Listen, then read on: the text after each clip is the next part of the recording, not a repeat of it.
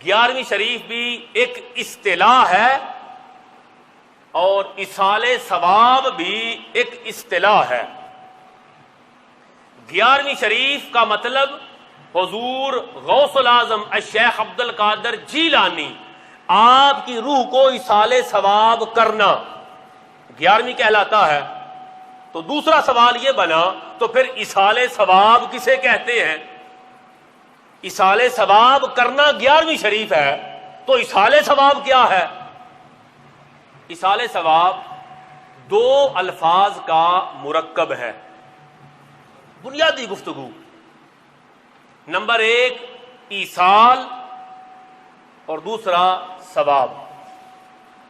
کتاب التعریفات کے اندر امام جرجانی رحمت اللہ تعالی علیہ نے لکھا، آپ فرماتے ہیں کہ ایصال کا مطلب ہے پہنچانا، ملانا، بھیجنا، اور ثواب کا مطلب ہے اعمال کا بدلہ، اعمال حسنہ کا بدلہ۔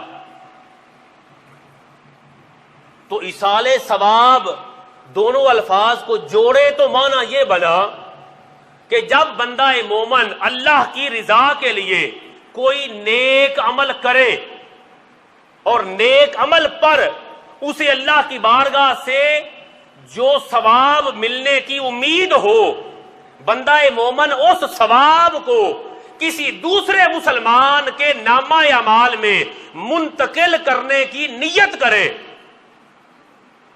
اپنا ثواب کسی دوسرے کو دینے کی نیت کرے، تو اسے کہتے ہیں ایصال ثواب۔ اس کے لیے بڑی خوبصورت مثال، ایصال ثواب جائز عمل ہے۔ کیسے؟ اس کی بہت سادہ مثال عرض کرتا ہوں جو یقیناً سننے والوں کے ذہن اس کو قبول کریں گے۔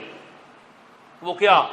وہ یہ ہے کہ جس طرح ایصال مال کرنا جائز ہے، اسی طرح ایصال ثواب کرنا جائز ہے۔ تشریح کرتا ہوں، ایصال مال کیا ہے؟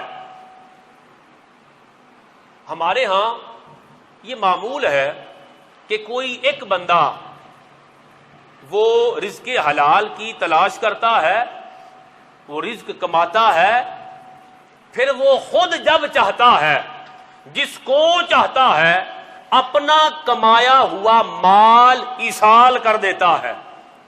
کبھی گھر والے کہتے ہیں کہ آپ نے مال کمایا ہے ہمیں بھیج دو، اور کبھی وہ خود جب جس کو چاہتا ہے، گھر والوں کو چاہے تو مال ایصال کرتا ہے، وہ دوست و احباب کو چاہے، رشتہ داروں کو چاہے تو مال ایصال کرتا ہے، وہ مال جو اس نے خود کمایا۔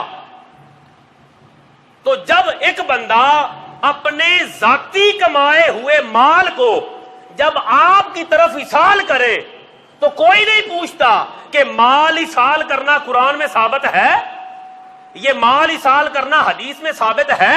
بھائی مال تو آپ نے کمایا، یہ آپ کبھی اسے ایصال کرتے ہیں، بھیجتے ہیں، کبھی اسے پیسے بھیجتے ہیں، کبھی اسے پیسے بھیجتے ہیں، یہ تو کوئی نہیں پوچھتا۔ بلکہ جب مال وہ ایصال کرے اور بندہ وصول کر لے تو وصول مال پر جزاک اللہ، الحمدللہ، ماشاءاللہ کی صدائیں آتی ہیں۔ بھائی وہ مال اس نے کمایا اور اپنی مرضی سے تمہیں ایصال کیا، اگر اس کا مال ایصال کرنا جائز ہے تو اس کا ثواب ایصال کرنا بھی جائز ہے۔ یہ مال بھی اس نے کمایا جو تمہیں ایصال کیا، وہ مال اس نے کما کے تمہیں ایصال کیا، وہ تو جائز ہے۔ اور جو اعمال حسنہ، نیک عمل کر کے اس نے ثواب کمایا، وہ ثواب اپنی مرضی سے کسی کو ایصال کر دے، وہ ناجائز کیسے ہو سکتا ہے؟ جس طرح ایصال مال جائز ہے، اسی طرح ایصال ثواب بھی جائز ہے۔ اور اگر کوئی پوچھے ایصال ثواب کا فلسفہ کیا ہے، تو یاد رکھیں ایصال ثواب کا فلسفہ ہے ایک شخص کا عمل دوسرے شخص کو نفع دیتا ہے، ایک شخص کا عمل دوسرے شخص کو فائدہ دیتا ہے، جب کہ فائدہ پہنچانا مقصود ہو۔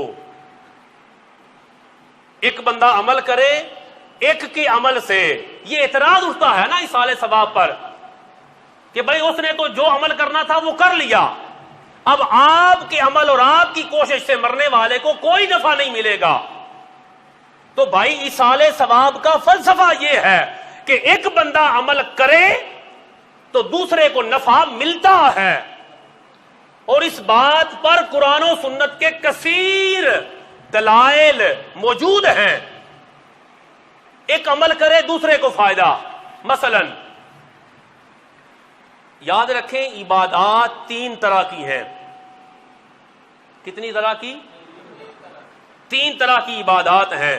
ایک عبادت مالی عبادت، دوسری بدنی عبادت، تیسری مرکب عبادت۔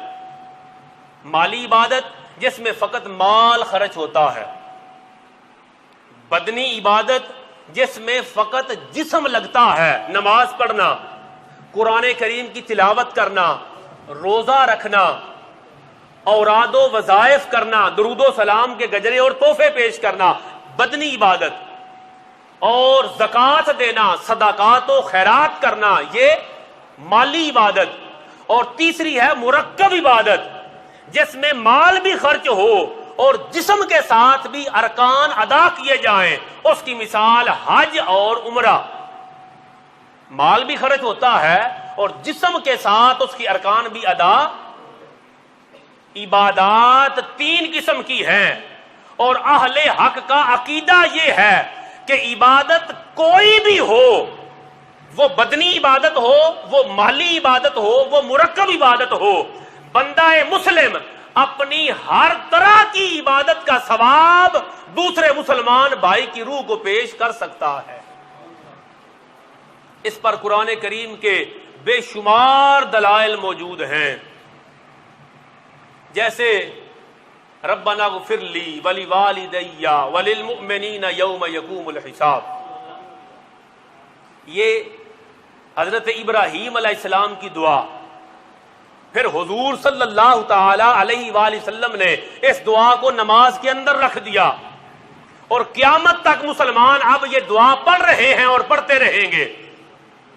تو یہ دعا کرنا یہ بدنی عبادت ہے، جسمانی عبادت ہے، اور یہ بدنی عبادت انبیاء کرام کی سنت ہے۔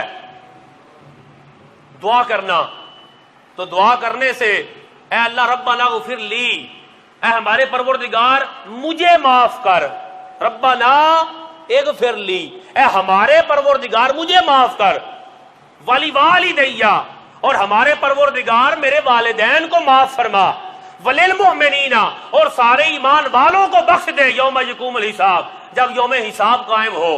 تو بندہ مومن دعا کر رہا ہے، اپنے لیے بھی، والدین کے لیے بھی، ایمان والوں کے لیے بھی۔ اگر اس کی دعا سے ایمان والوں کو فائدہ نہیں ہوگا، والدین کو نفع نہیں پہنچے گا، تو ایسا عمل نماز میں رکھنے کا فائدہ۔ پھر ذہن میں آتا ہے کہ جی زندہ بندہ عمل کرے تو زندہ کو تو چلو فائدہ ہوگا، مگر زندہ کے عمل سے مردے کو کیسے فائدہ ہوگا؟ زندہ عمل کرے مردے کو کیسے فائدہ ہوگا؟ اس پر بے شمار دلائل، مگر میں نے اپنا اگلا ٹاپک شروع کرنا ہے، اس کے تیسرے جز پہ بات کرنی ہے، تو ایک دلیل دوں گا کہ زندہ کے عمل سے مردے کو فائدہ ہوتا ہے۔ اس کی دلیل کیا ہے؟ اس کی دلیل نماز جنازہ ہے۔ نماز جنازہ زندہ پڑھتے ہیں اور مردے کا پڑھتے ہیں۔ زندہ کا عمل ہے نماز جنازہ، زندہ کا عمل ہے۔